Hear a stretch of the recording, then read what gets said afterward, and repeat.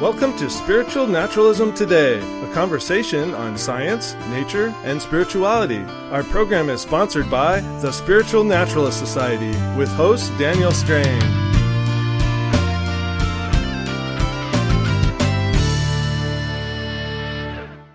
Hello, and thank you for joining us today. I'm Daniel Strain, and I'm here with my co-host, Lee Anderson.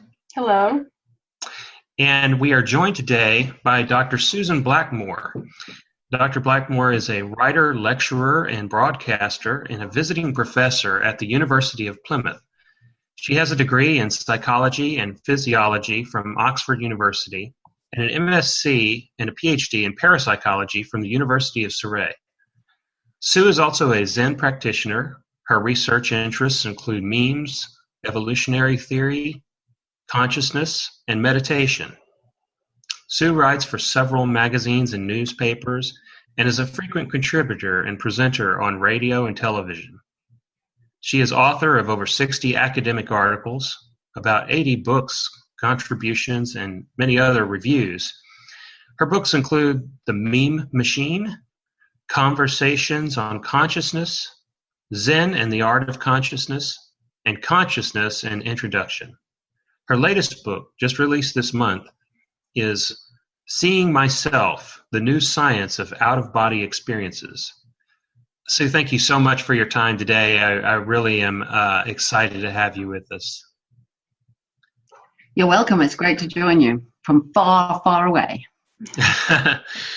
Yeah, so before we get into your book, why don't we talk a little bit for our new audience members about your background and some of what brought you to this point.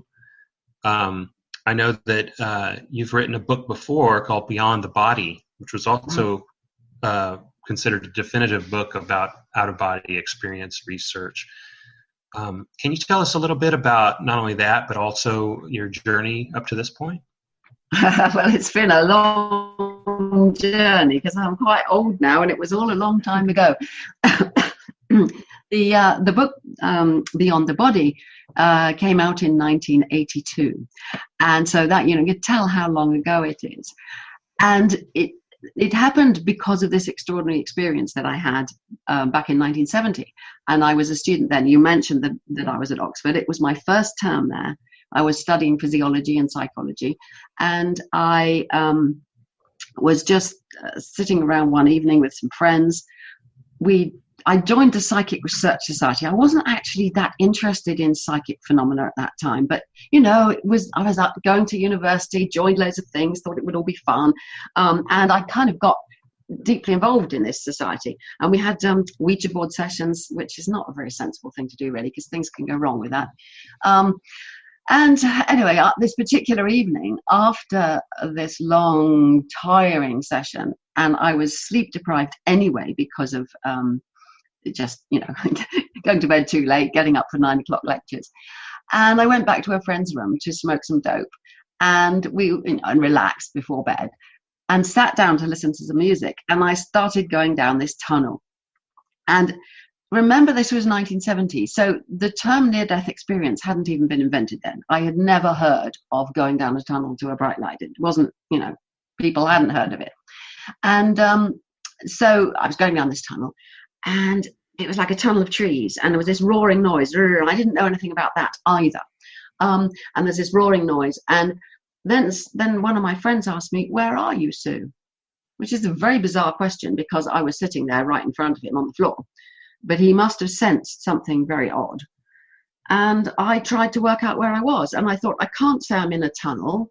Where am I? I know I'm in Vicky's room. I've got to work out where I am. And then it was like I was drifting and floating. And then suddenly everything became clear. And it was as though I was looking down from the ceiling on my own body and my two friends below. And I just said, I'm on the ceiling. And the weirdest thing was that I could watch my mouth opening and shutting and saying, I'm on the ceiling. So that was pretty weird. And so then I went off traveling, and my friend Kevin said, where can you go? Can you do this? Have you got a silver cord? Can you move? How big are you? And he just kept on asking questions. He was deeply into astral projection theory, you see, and theosophy and all that stuff, Madame Blavatsky and the occult and aura seeing, and that's the kind of stuff that we were involved in. And you have to imagine me in my hippie garb, my flowing stuff and headbands and all that stuff. And so anyway, wow, this is astral projection. I went off traveling over the world, blah blah. A lot of it to describe is very boring, because I went to look at all sorts of things which I couldn't check. I tried to check the roofs of Oxford when I left the college, and to see what the chimneys and everything were like, so that I could check the next day. But everywhere else I went, I couldn't really, find out the next day whether I'd been right. But interestingly, the whole thing, I started out by being an astral body, as it were, a kind of another body, a double. But then gradually that stopped. And as the minutes and in the end hours, it was about 2.5 hours went by, I became a flat sheet, a blob, just a point of awareness and nothing else. It changed dramatically. And then I came back, tried to come back to my body twice.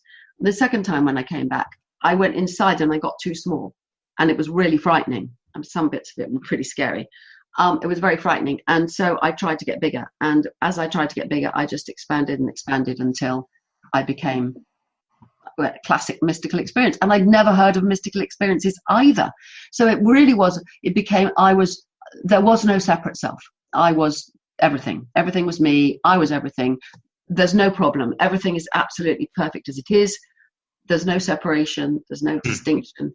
A profound oneness and stillness and acceptance. Extraordinary. But I didn't know what to make of it. And then my friend was still saying, well, what else is there? What else? Anyway, enough of that. Yeah, you mentioned several times that you didn't know anything about these things, or we didn't know at the time. It wasn't a thing that was commonly. You mentioned a few times about the different features of it not being a commonly known. Are you trying to stress that we don't have reason to believe that this is just some sort of influence from the culture at large, and you're trying to denote that this is a shared experience that comes up from its own roots? Yes, I am. I'm not sure I was totally aware that that's what I'm trying to do, but I think you're exactly right. And I'm trying to be clear about what I did and didn't know. So I knew about astral projection because my friend had told me all this stuff. So I assumed that that's what it was. I assumed that my astral body had left the physical and I was traveling on the astral planes. None of us knew then. There had been a little work in the Victorian era about deathbed experiences where people actually died but described things as they died, because typically then people would die at home with their loved ones around them. So we had those descriptions, but the whole Moody, the stuff that came out with Moody's book Life After Life in 1975, that was later, so it wasn't popularly known at all. So yes, I can't have been seeing these things because I'd read about them. There's something about the human brain. And this, what you've just asked, raises a big question. Why are these experiences the same or very similar all the world over? Which I now know that they are. I've done studies in different countries, and so have lots of other people. And typically I would say that out-of-body experiences, the tunnel, the light, the out-of-body part, the going to other worlds, these happen regardless of people's education, where they live, what language they speak, where in the world they are. But the last parts, when they go into other worlds and see other beings and so on, those tend to depend entirely on their religion. I didn't know that then either, but they do. So Christians see pearly gates and all those ghastly books, I went to heaven and came back, and heaven is real, and all these books. I'm sorry to be so rude about them, but I just can't bear them, because they just describe, this is what heaven is like, and then someone describes it a bit different. And well, that's the thing. I mean, people get really there's no doubt that people are having some kind of experience, but they get very attached to their interpretation of their experience, don't they? And that is a real problem. I was attached to my interpretation at the time, and that was the interpretation of astral projection. And people, particularly religious people, get very attached to their religion. What happened to me, and I'm afraid I haven't answered your first question, I'll briefly do so. It was because of that experience that I tried to find out everything I could. And I wrote the book after I'd learned about Moody and so on. So the book was another 10 years later I was writing it, to try to do my best to explain what had happened. And I couldn't get very far, because even by 1980, 81, when I was writing it, we didn't have neuroscience. I mean, we didn't have, the tools we have now, we didn't have, which is why I've written a new book. But going back to what you were just saying, the answer seems to be that the experiences are the same the world over, because our brains are similar. And the more we learn from neuroscience about why you get tunnels, why you get lights, why you have this dissolution of self, it's beginning to fall into place now, and it's fantastic that it is. And that's why I've become so obsessed really with going back to something that I wrote about all those years ago, doing it all over again. Yeah, the science is so different now, it's worth it. And you had kind of you wrote Why I'm Not a Parapsychologist Anymore. You had kind of a skeptic conversion at some point in, was it the Yes. research that brought that about? And how hard was that emotionally and conceptually in your own sense of your views and your... You want one word? It would be very. And it relates to what you were saying about how people are very wedded to their theories. And that's something that I've learned. I mean, if you're going to be a scientist, you should learn right from the word go that you should change your mind when the evidence leads you to. That's what it means to be a scientist. And I was, after all, being trained as a scientist in physiology and psychology. And I should have been learning that, and indeed I was learning that. But it's remarkable how many scientists in many fields will hang on to their theory grim clutches rather than change their minds. The best scientists are, of course, the ones who find out they're wrong and learn from the mistakes. I mean, I think I've learned more from the things I got wrong than the things I've got right. And it's much more fun when you're right, but you learn a lot when you're wrong. So what happened was, that experience was so, and I can't emphasize this enough, and anyone who's listening who's had one of these experiences will probably agree with me.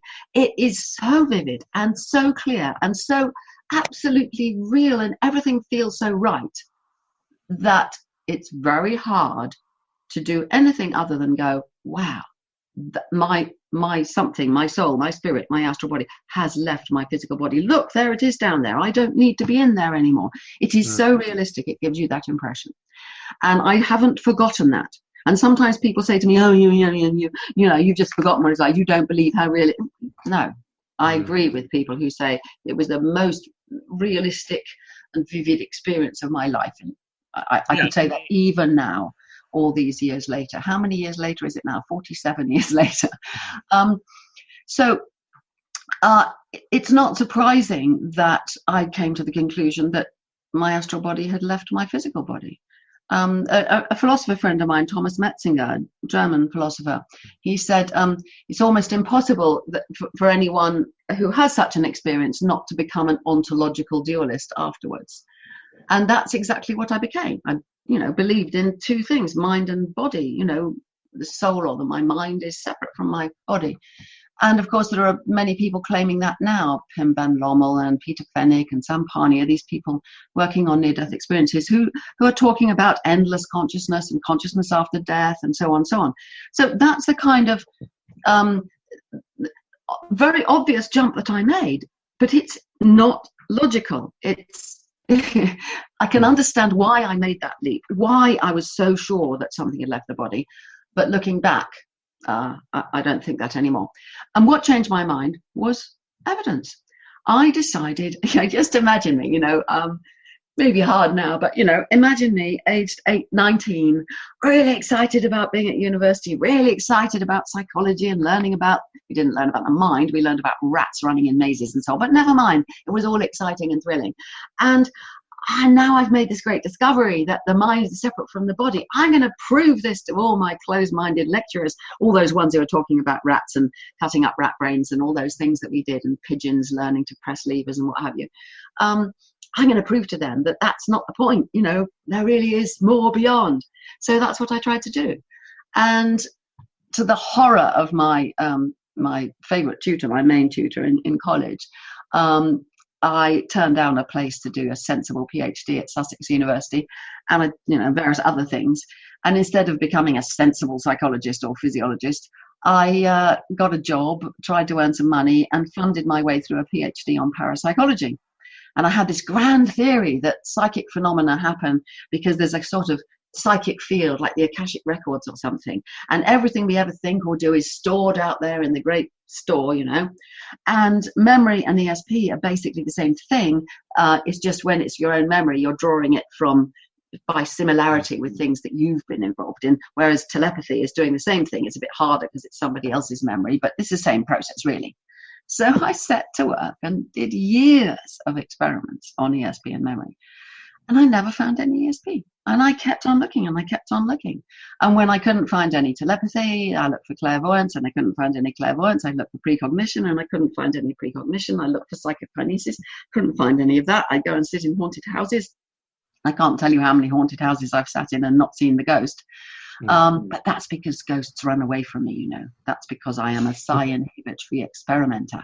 So of course I don't see. Which we now know is a mimetic survival tool of meme complexes to preserve themselves. Yes, very good point.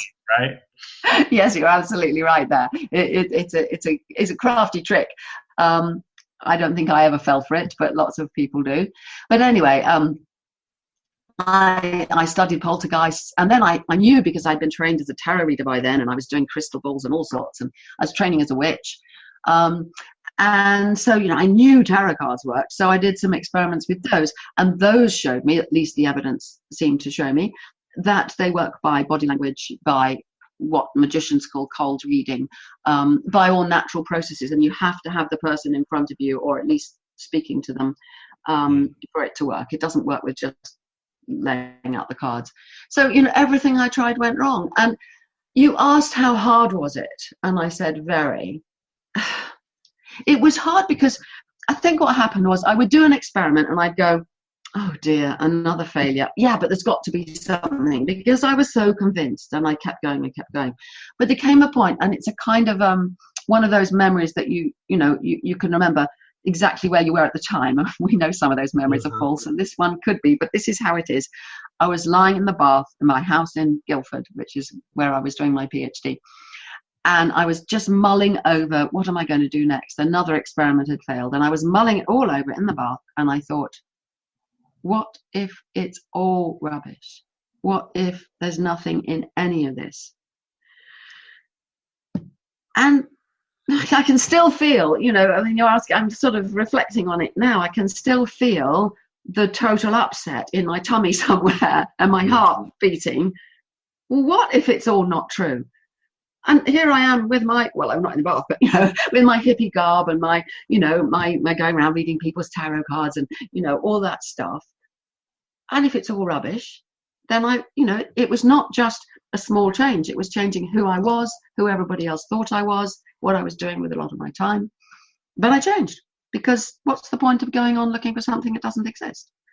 I mean, I did keep on doing work in parapsychology right up until the millennium, really. But but by 1980, when I finished my PhD, I'd become skeptical about it all. One of the things that I think is the reason why so many of us here at the Society are so excited about your work and what you do and such big fans is because you're not just a debunker. Yeah, right. Is much deeper and more broad than that. And you have, it's not just about disproving things or discrediting things or being skeptic, but you found this richness of other wonderful aspects of reality. And for example, you're into Zen, and you talk about Zen, and you've written books on it. And I'm interested in this this mixture of your science and your practice, and this whole new view that is possible, where the two are one, where, obviously when a person is doing science, it needs to be the standards of science are their own, and you do the science in a scientific way. But outside of the lab, the laypersons and the scientists themselves can take those products of science and have them fully integrated into their spirituality, for lack of a better word, their practices, their contemplative arts, their self-development. I'm really excited to hear your thoughts on how what you discovered after this moment affected you. Right. I'll just go back to the first bit of your question there about the debunking very briefly.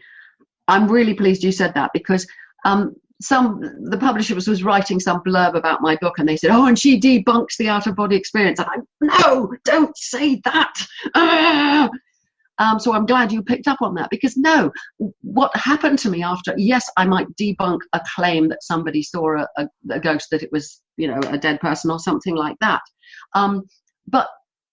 But very quickly, as I became skeptical, I started to think, well, what was that experience then? And what are people seeing when they see ghosts? There's something. These experiences really affect people deeply. Something's got to be going on. I want to find out what it is. And that's not debunking. That is taking a different view. It's saying, okay, here's an amazing experience. Let's think about this. That explanation, astral projection, life after death, now seems to be wrong. What other explanation are there? And that's been really the story of my life from when I became skeptical. Turning to your other, much more profound point, the way you put it is very interesting, because I suppose for the first 30 years or so after that, I was searching and searching, both in science and in my private life. And what I was searching for wasn't entirely clear, perhaps still isn't entirely clear. It's something like, what is this? This being whatever. I mean, anything I can see or anything I can feel. What is it? How is it possible to feel anything or see anything or anything at all? And so I was searching with science, thinking understanding the brain and understanding the mind and the psychology surely will help. But then I was also searching because of those profound feelings that I'd had in that initial experience, because of the way it changed me. I mean, an unforgettable experience like that. There were so many things I couldn't understand about it. And so I had done all the searching of, training to be a witch and these kinds of things. I then thought, well, I tried meditation and tried various forms of meditation briefly. And then towards, must have been about 1979, 80, something like that, I came across John Crook, a fantastic Zen teacher in Bristol. And he just did evening classes and I went along. And then I went on my first retreat in 1982. And actually what he was teaching later was Chan, which is the Chinese precursor to Zen. The teachings went from India into China and then eventually to Japan. And this suited me. I think there were two reasons why it suited me. One was John was a very congenial, Cambridge-educated Western scientist, a biologist and ethologist. So, we had a shared world. And I think that suited me a lot better than, a guru from the East. And his attitude was very down to earth. And no, you don't have to believe in, personal reincarnation and stuff like that. You just have to practice. You just have to do your hours on the cushion. You have to sit there and you have to watch what happens and, still the mind. So that suited me. And I think another reason it suited me was because it's pretty stark and hard. And I think I was pretty hard on myself. I think I hated myself very much and felt that I was wicked and didn't deserve anything. And, therefore the kind of hard strain of Zen, sit there for hours and don't move, stare at a white wall. It's sort of a bit laughable now because at its heart, Zen is not horrible and like that. But I think that appealed to me. So coming back to your question or what you were saying there about how do the two meld together, I suppose they stayed separate for probably most of my life, probably 30 years or whatever. I thought of my Zen practice as something I did at home, along with, gardening and whatever else I might do, painting or something, as part of my private life, and my science was what I'm doing more publicly. But I didn't have to bring them together. They just came together in wonderful ways. Partly because the kinds of people, as I've explained, that other people who joined with John Crook in that group were also kind of science-minded and, not into waffly speculation. But also because science, as we've watched what's happened to the ideas about self over the past few decades, there are lots and lots of scientists and philosophers agonizing about what is the self, and we now have some knowledge about which bits of the brain are constructing which aspects of the self, and all that relates to out-of-body experiences as well. So the two have naturally come together, and I don't really distinguish them now. When I sit and I meditate every day, I have done for probably coming on for 35 years now. I don't think, this is my private meditation. Now I'm sitting at my desk writing. This is my science, because I write about Zen, and the practice informs the questions. My daughter and I are just working on the 3rd edition of my big textbook on consciousness, and in there we start. The previous 2 editions both start with welcome perplexity. The more perplexed you are, the better, because the mystery of consciousness is so difficult. What is it? How can slushy chemicals and brain cells and everything be related to this experience of hearing your voice coming from wherever you are? It's just mysterious. Even if you're a naturalist, there's just this amazing reality that why should any group of atoms bouncing off of each other, no matter how complex, produce this first-person sensation of qualia? Hang on, let me stop you there. I can see you're kind of struggling for the words. I struggled before you, and I said, how could this sloshy brain relate to, which is the most nebulous connection I can give it. You said it produces qualia. Now, I'm being really awkward here, but that, it's worth it because it's so exciting trying to understand this problem. If you say that the brain or the nerve cells or the collection of atoms produce consciousness, I've created a duality, right? Yeah, exactly. You've already hit duality, which is why I try to avoid it. And if you say that are qualia, well, there are some people who would say that's also a kind of duality. You're kind of making these qualia being the qualitative aspects of, I'm looking at an orange box that happens to be sitting on the end of my desk there, and it's bright orange. The oranginess, is the qualia. Now, if you give them a name and call them the oranginess, that's another kind of a duality. And then you get yourself into the hard problem. You think, well, how does a brain cell in the color bit of the visual cortex at the back of the brain, how does that produce this qualia, this experience of oranginess? Mystery. But if we don't allow ourselves to say that, what do we say? Yeah. Well, maybe the problem is that when we use the word qualia or whatever word we use, we're thinking of it as a noun rather than a verb. Yes. Does it? So you would then ask, does it help to say, well, this is something oranging? So is my brain oranging? You could say there's a process, and we know an awful lot about vision. We know a lot more about than other senses.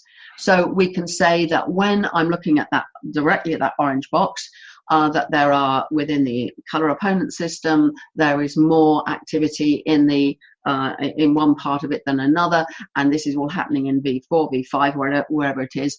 And we could, look at that in detail. Now, that's a process, but we haven't got away from the problem by calling it a process, because why should that?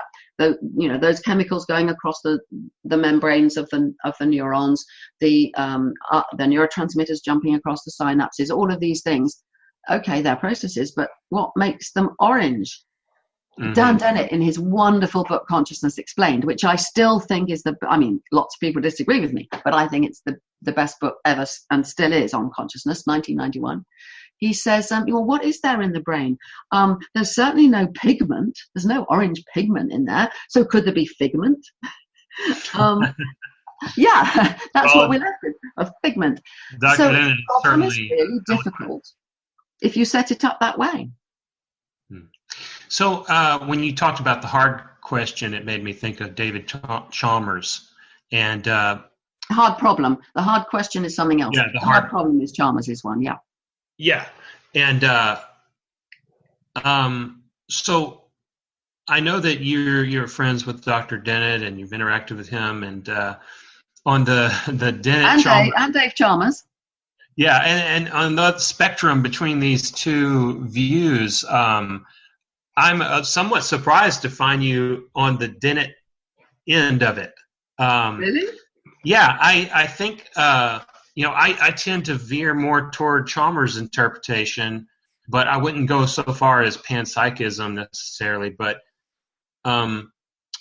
it seems like to me that Dan Dennett is kind of denying the only thing that we really do know. Like technically in the matrix sense, we don't really know that this universe is here. We have to concede this first assumption before all of science then can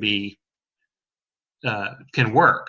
But there is that first assumption. But the one thing that we aren't assuming, the one thing that we know for sure, is that at least there is one solitary experience of being.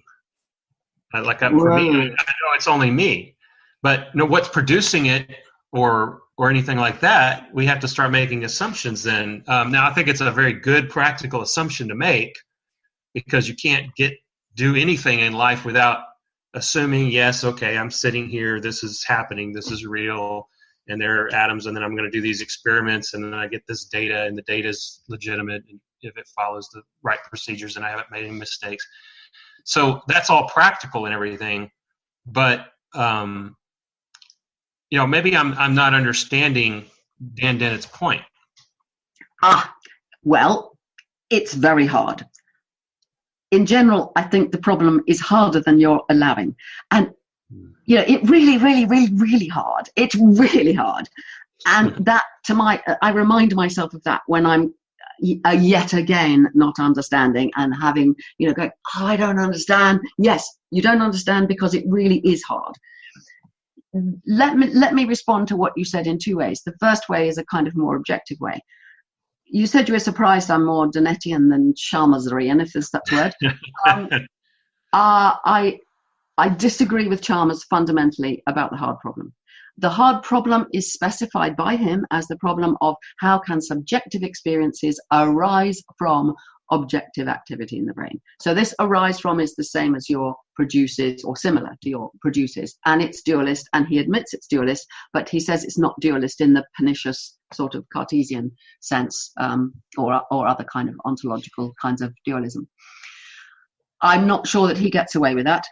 I don't have your squeamishness about panpsychism. I have a slightly different version of it that I toy with from time to time, which I can tell you about later if you want. So I'm not objecting that out of hand. I think there is room for that maybe. But as far as Dennett is concerned, there are lots of things I don't agree with Dennett on, particularly about free will. I absolutely disagree with him about that. But when it comes to consciousness, what he's saying is very hard to understand. His theory of multiple drafts is very difficult. But if I try to explain it briefly, let me say what I think, which is basically very similar to Dennett, is we are so deeply deluded about our own minds that we fall into these traps, saying that something produces something, or these dualist traps of the kinds you and I have just discussed. How do we get undeluded? Well, meditation is one of those ways of getting undeluded. Dennett does not meditate. And I have to say, when I first met him, I said, it's amazing how close your ideas are to those of the Buddha. And he was like, what? I know about that. I'm surprised to hear that. I would have thought that Dave Chalmers did have that kind of experience. Yes, I think Dave Chalmers has more experience than that. And Dan definitely isn't interested in personal practice, whether it's meditation or mindfulness or anything else. Nevertheless, he says that the self is a benign user illusion. It's an illusion. The self is not what it seems to be. It's not, as the Buddha would say, the Buddha would say, right, the self is not a continuing permanent entity. It's ever-changing, coming, disappearing, arising and falling away. It's impermanent like everything else. And Dan would say the same. But Dan obviously being in the modern world would talk about how the brain constructs the illusion and how the illusion comes and goes and so on. So in that sense, they're very similar. But his theory of multiple drafts is so difficult to understand because it's so counterintuitive. But basically, it's this. At any time, the brain is doing multiple things all at once. The multiple drafts he talks about are like, if I'm looking at, there's a book in front of me, the previous edition of the consciousness book with all its pictures in it. And I'm looking at this book. And as I'm looking and moving my eyes and so on, right going through the brain are different interpretations of that. You know, in the visual system, there's all the visual bits and they're being processed and going through. And then I'm hearing what you're saying and I'm hearing what I'm saying. And that's going through in different bits of the brain. All these things are going on. And there is no answer to the question, which of them are conscious? This is absolutely fundamental in Dan's view and my own. The typical view in the science of consciousness is that some processes in the brain are conscious ones and others aren't. Whereas Dan's view is, no, that's not true. It's a post hoc attribution. It's after the fact. So what happens? All these multiple drafts are going on in the brain, and then something happens, like somebody asks a question, or you have to do something, you have to move, you have to pick up something, and he calls these probes. And wherever that probe hits, so if someone asks a question, wherever these multiple drafts are at that moment, that an output will come, and you'll say whatever in reply to the question. You then think, I must have been conscious of that. But that is just an attribution. There is actually no such thing as whether you are conscious of something or not, whether any brain process is conscious or not, whether any actions are conscious or not. We call them that. It's a convenient way of describing how much we know about them or are able to say. But there is actually no additional thing that we call consciousness that is added on to some and not others. That's the heart of his kind of view. And this kind of view has been recently called illusionism. There's a whole new issue out in the Journal of Consciousness Studies called Illusionism, which I contributed to, and Dan Dennett has as well, and Graziano and various other people, Nick Humphrey, all of whom roughly take the view that we're deluded about consciousness. Now, I want to move from there to what I learn in my meditation. Now, I sit at my meditation, and let's suppose I'm just sitting in the garden, as I might be today, this morning, and there's birds noises and there's river is going by and there's other sounds of distant traffic or whatever it might be. All these things are just flowing through. Now, you said there's one thing we know. Well, in that moment, you could say that I know something, but the more I meditate and the more deeply I meditate and the decades and decades of meditating, the less obvious that is, because it becomes more obvious that there's just stuff arising and falling away. There isn't a me knowing now I'm here at all. There's just the stuff. Takes some settling down. It doesn't happen in the first minute of the meditation, but after a little while. And the self becomes much looser, and I'm not sure that I know anything at all. Sure. If I start speaking or telling myself what I know, then, okay, now I know I'm sitting by the river, but only because I said that. A moment before, there was just stuff. Like, you know, when you stop talking in your own inner mind and you stop waffling about stuff, then that sense of knowing goes away. And before I shut up, I'll give you one other example, which I wrote about in my book, Zen and the Art of Consciousness, which really hits on your point. I often ask myself and my students, am I conscious now? And the answer always seems to be yes, because whenever you ask yourself that question, you always are. I mean, you ask it, oh, yes, of course, here I am. But it's very odd when you ask that question. I don't know if this happened to you just now, but it might have, because I made you ask the question. It's almost a kind of waking up. It's just kind of like, oh, yes, here I am. So now the question is, well, what was going on just a moment before? What was I conscious of a moment before? Well, I have spent a lot of time in meditation looking into that question. What was I conscious of a moment ago? And the more I've looked into that question, the more I know that I don't know. I haven't a clue, because I can feel, as it were, loads and loads of multiple drafts, I think they would be called. I've called them backward streams, but backward streams. But I can think right now, oh, that humming, gosh, something seems to have been hearing that humming all along. And oh, the feel of my bum on the Neely stool, and my knees on it. But I was conscious of that, wasn't I? But I wouldn't have been if I hadn't just asked me. And what about those trees? Do you know, while I've been talking, I've been watching those trees blowing outside the window, but I wasn't aware of that. Or was I? Well, what was I aware of a moment before I asked? I haven't a clue. And if I haven't a clue, then nobody does. So here is a real challenge for the science of consciousness. If Dennett and I and other illusionists are right, that there's no answer to the question, what was I conscious of a moment before I asked? Then we'll never find the neural correlates of consciousness, because there isn't a separate thing called consciousness. So the whole search for the neural correlates is completely doomed. If we're wrong, then somebody will find out the magic, whatever it is, the neural correlates of what makes some process conscious and another one not. So, I know where I'm putting my money for the future. If not money really, but my expectation for the future, I'm very happy, and it'll go one way or the other. And having changed my mind big time in the past, I could do it again if I had to. So I have all kinds of branching questions about this, trying to figure out how to organize them in my mind. And I'm sorry, I just talked too long because it's great. I love everything you just said.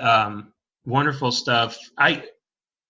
I'm wondering if maybe this is just a definitional problem, just a simple, like when you talked about the nature of the self. I also happen to subscribe to that Buddhist notion of the self being illusory, and I think in Buddhism they call it composed of aggregates. Mm-hmm.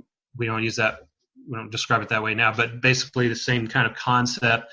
And I don't see any inconsistency there, because I'm kind of surprised to see Chalmers' concept of qualia being, like, you're not equating his concept of qualia with self or personhood. No. Are you? Because it seems like you were talking about that, but Chalmers, to me, when he describes qualia, sounds a lot more like what he's talking about is, if you strip away memories and you strip away opinions and you strip away all of the data that in aggregates that make up the self, there's still like, if we're going to say what Dennett says, that this idea of consciousness is a delusion or an illusion, then what is it that's having the delusion? What is it that's having the illusion? An illusion is an experience by definition. So how can we say that the experience itself is illusory? So if you get like, I'm also wondering about. Can I just stop you there, because you're getting into such interesting things, and if you go on, I'll forget them all. Okay. You just referred to the experience itself. Now, is there such a thing as the experience itself? It seems kind of obvious that there must be. And you seem to be equating qualia with that.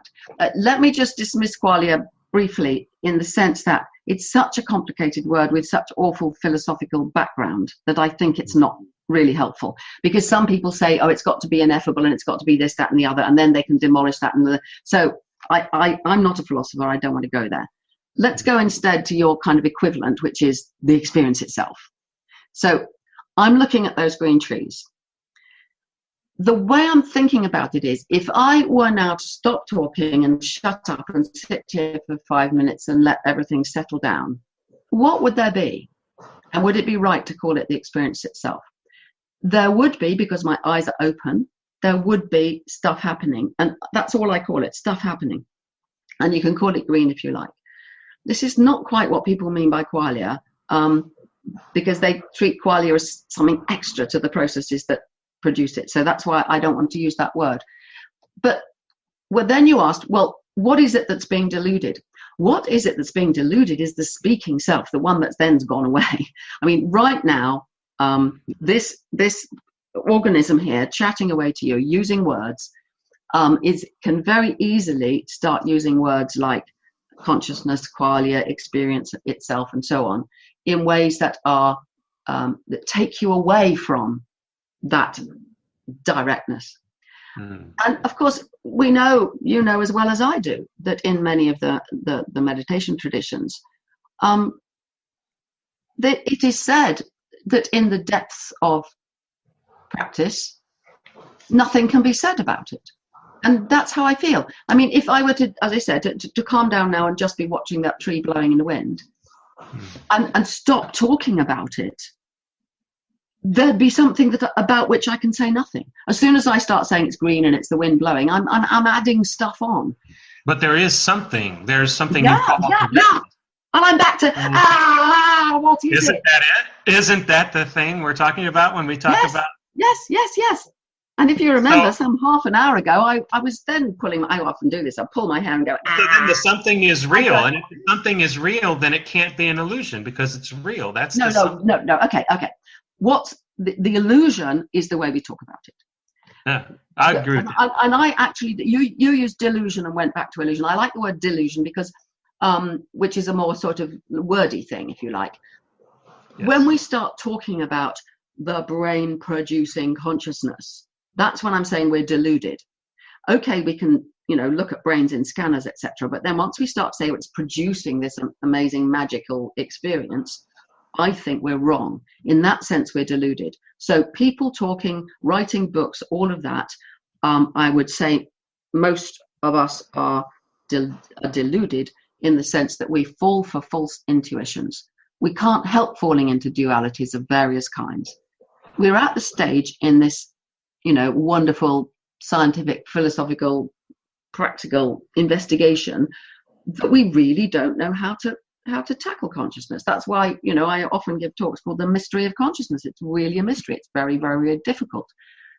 But we can at least say that, well, I would say, and Dennett would say, a few other people would say, as soon as we start talking about brains producing consciousness, or if we talk about me doing something consciously or not, or me being conscious of the tree or not, we are deluded.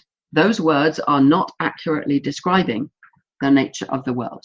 And that's what we're trying to do in meditation and in science. We're trying to accurately face the world without imputing false ideas to it.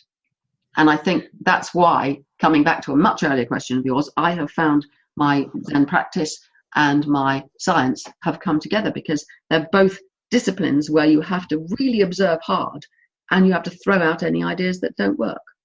Yeah, Zen has a major concept in it about our artificiality of language and constructs and categories that we place around reality.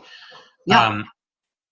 So when you say we're not describing the nature of the world when we talk about these things, I imagine that you're thinking of the nature of the world as the XYZ coordinates of all these different particles, waves, things, and how they're interacting, how they're moving around, a four-dimensional formula of this interactive natural universe, right?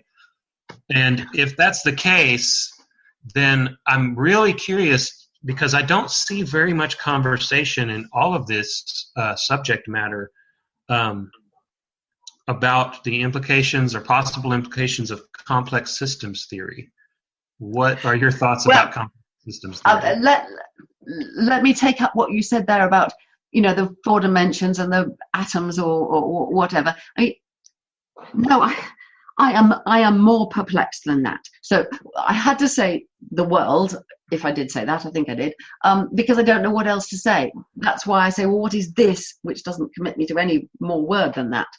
When I think about what is this, I can take the sort of physics view that it's all made of atoms and stuff, but I suspect there's something deeply wrong in the heart of that. I mean, we all know the conflict between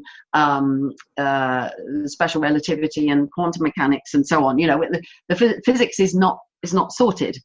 There's something very weird going on at that end, at the very small. So, I'm holding that, and I'm not a physicist. I'm just holding that kind of in abeyance. It may have to go. The idea of, geometry and atoms and everything. And then I'm looking at the other aspect, as it were, my experience sitting here now, I'm talking like a normal human being who thinks I'm here, and I'm conscious of these things out here, and I've got the problem of duality, because my experience doesn't seem to make sense in terms of all the atoms. I can't see them, and that doesn't make sense, and I get into duality. So somehow we have to throw out conventional dualism and see how it's all one. I can't see how to do that at all, which is why I would hold off from, in my deeper thoughts to myself, I hold off from assuming anything about atoms and so on, and I struggle to understand what can give rise to people who think they are conscious, who think they are separate minds from everybody else, in a world that clearly is all one. They can have experiences of that and then go back into duality, and we talk in a duality way. So no, I'm overthrowing almost all these things, which is kind of why panpsychism sort of appeals, because if you got rid of dualism, there'd probably be something like that. I don't know. You see, I really don't know. Well, this concept of, you almost said something else, and then it seems like, or I thought you were almost going to say something else, and then you said something different, and you said, what is it that gives rise to, and then you said people thinking that they're having consciousness. And I thought you were about to say giving rise to consciousness. And so you said people thinking that they're. So my question is, if they are wrong, then there's an experience they had that made them think A instead of B, isn't there? So by definition, they experienced something. And if you just define that delusion as the phenomenon we've been discussing, does that get us out of the woods? I don't see a way out of the woods. Okay. When you say they had an experience, there's got to be a them and an experience, and there's a duality there. You're probably familiar with this yourself, and many listeners will be too. You can drop into certain states, whether that's through meditation or by taking acid or some other method, but you can drop into certain states when it's absolutely obvious that there isn't a you and an experience. There's just whatever it is. As soon as you call it an experience, you're almost implying there's got to be an experiencer, but there doesn't have to be. And many of us have discovered that.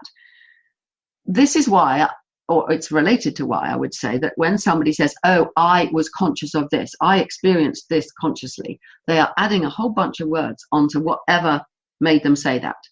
And it's the whatever made them say that I'm trying to get down to. And it's very, very hard. And it sounds like I'm dropping all words.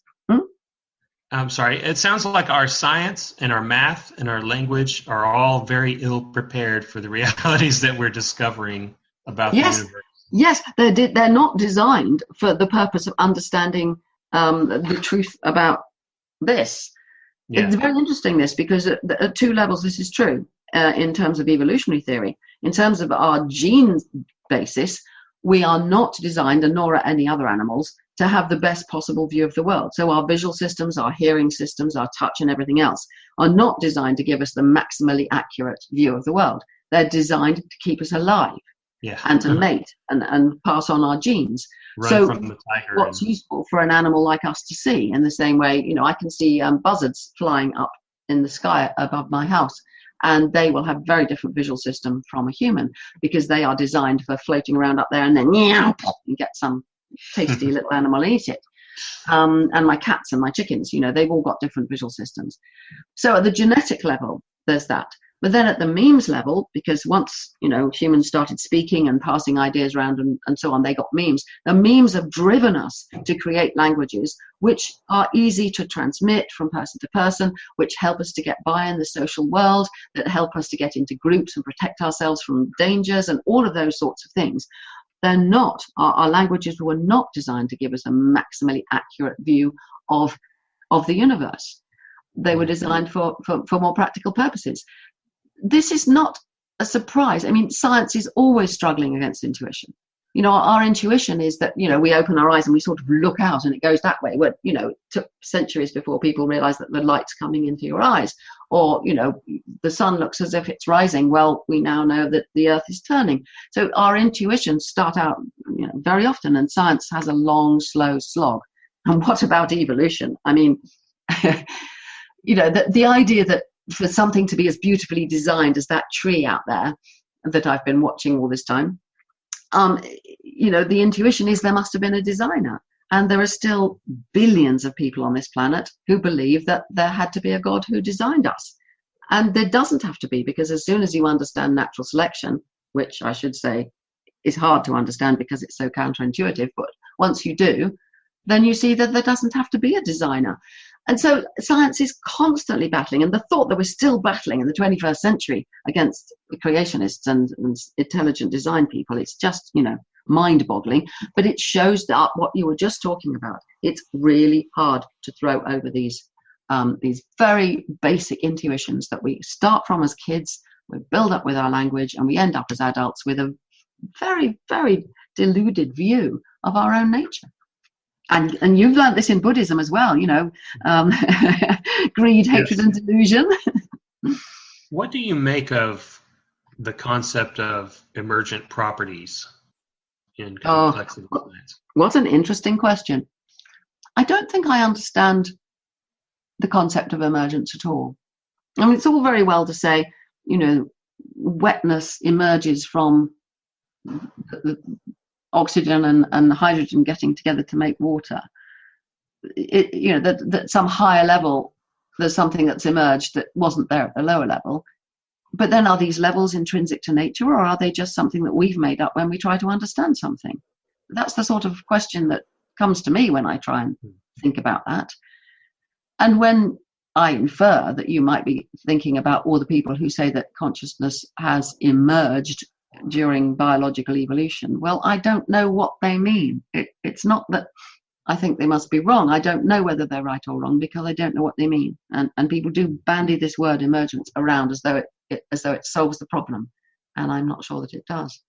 If consciousness is a delusion, does it matter if people suffer or experience pain or other beings?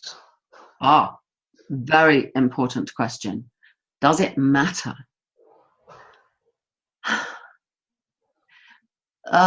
John Crook, the Zen teacher I told you about, wrote a lovely poem which used to upset me, but I love it now. Nothing matters and everything must go, yet love is having the heart touched in the valleys of suffering.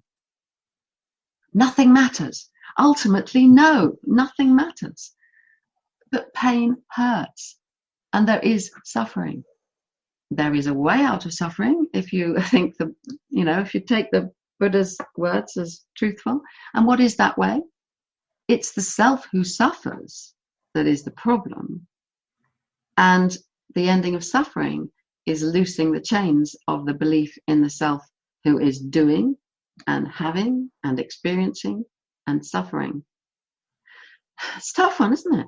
It's not easy. It's not easy to understand, and it's not easy to practice. But we plod on, and I think that's the way that it goes. You talked about a state that we reach in meditation where these things become more obvious to us. And then also earlier you talked about your profound experience in 1970. And so I just want to touch briefly on altered states in general and what role they can have for a spiritual naturalist in their practice. To me, it seems like the function of altered states, by function I mean our preferred function within our personal practice, might be to help us more intuitively and directly know something deep down that we maybe only before intellectually believed or assessed or assented to. So interconnectedness, interdependence, the Buddhists call it dependent origination, the illusion of the self, things like this that might help us. You were talking earlier about how our intuitions have misled us in a lot of ways, and science has shown that the non-intuitive is sometimes true. And I think sometimes in a personal practice, we're trying to really adjust ourselves to reality and our deep character and our responses and the way that we naturally respond to the world. And so we're trying to shape our character. And sometimes I think these profound experiences have a character shaping effect in a way that reading or just an intellectual assent does not. What do you think of that? I mean, is that? Yeah, I think it's very important that within Buddhism, the idea of understanding something intellectually and working at it with words is often decried. Oh, that's not the way, that's not the true, whatever. But it is a root there. I think it's very interesting and probably relates to what I said earlier about wanting a Western teacher who's used to talking about things in this way. And John Cook would say things like, when we're working with koans, which I very much enjoy working with koans, we have Western minds. We will go at things intellectually. That's just how we're brought up, and we will do it. Do it, because it will wear itself out. And in the book I mentioned, Zen and the Art of Consciousness, there are several koans in there that I worked with him on retreats. And yeah, I'd be really formal about it. Right. One of them, for example, was, there is no time, what is memory? I thought, okay, I'm going to agree with there is no time and then ask what's memory. Then I'm going to disagree with that and then ask for it. And then I'm going to, and I'd lay out a tree in my head and I'd go down all these paths. And that would take 2, 3, 4 days. And it just eventually, it takes you somewhere else and changes the way the floor appears in front of your eyes sitting there in meditation, or the way the world passes through you as you walk in Kinhin, or, whatever it is, it begins to change. And so I think I don't want to push aside the intellectual effort at all. And sometimes John Cook said, well, what do you think the Buddha was doing under that tree? He was thinking. I don't know if that's true, but it probably was to some extent. He was thinking and thinking and thinking, and that thinking changed the way he related to the world. So what we then find, if we do a lot of this thinking and a lot of meditation and letting go of thinking, is what you've described there, the shift from knowing something intellectually to knowing it. And that's fundamental to a lot of the things that you and I have been talking about in this past hour. Where do we go from there? Just keep on practicing until things become clear. But then you want to come back and talk about it. So in a way, we've been talking about that, haven't we? How you get into a state where stuff is happening but not happening to anybody, and then you come back and talk about it and it all sounds rather stupid and idiotic. We have that little irony on this program a lot, as we talk about being beyond language and talking, but the whole show is talking, but yeah, absolutely. We have to communicate. So okay, well, let me wrap up here by coming back to your book that just came out. You said that although you had written Beyond the Body back in the 1980s, 82, I think, that we have these new technologies now that allow for more of a real-time observation of mental functions. Am I right about that? Did I phrase that right? Yeah. And so this has allowed a lot of new insights on what's going on in the brain to produce these. One of the things in your summary of your book that you mentioned that I really liked was we've even shown that we can induce artificially a lot of these experiences, which is very illuminating. So I would advise everybody to check out the book. Again, the name of the book is Seeing Myself. The new science about what experiences. Yes. And so you can get it now. I guess they can get it on Amazon, other booksellers. Well, I have to tell you, and this is terrible, that I'm assuming that your podcast goes out all over the world, but at the moment you can only get it in the UK. And we're struggling to get it published in the States as well. It's supposed to be happening in a few months' time. So I'm afraid that your people are going to have to wait. And I only just learnt this very recently. I thought it was coming out simultaneously, but apparently yes, we have listeners all over. We have several in the UK. So for those folks, feel free to get the book now. And what we'll do is, so as soon as you know something about the US release, let us know, and we'll make another announcement at that time to our friends. Okay, well, thank you so much. These kind of discussions, especially with someone like you, always leave me wishing I could go on a retreat and talk about this stuff for days and days. You probably could. I'm the same. I think, why don't I spend more time on retreat? But hey, we live in the real world. Probably no more wiser for it, though, but still very entertained and very stimulated. And I'm going to be thinking more about this. I'm going to check out some more things that we talked about today. And thank you so much for being with us. Me too. I've really enjoyed it. It's great talking to you, and I'm horrified to see what the time is. But I didn't look at the clock because I was enjoying it. Thanks very much. Thank you. Bye-bye. And bye-bye to everyone else. Thank you for listening. This program was sponsored by the Spiritual Naturalist Society. Learn more and become a member at spiritualnaturalistsociety.org. Our music was composed by John Clemisrude. Jay Forrest is our technical director. Please share our program and join us next time on Spiritual Naturalism Today.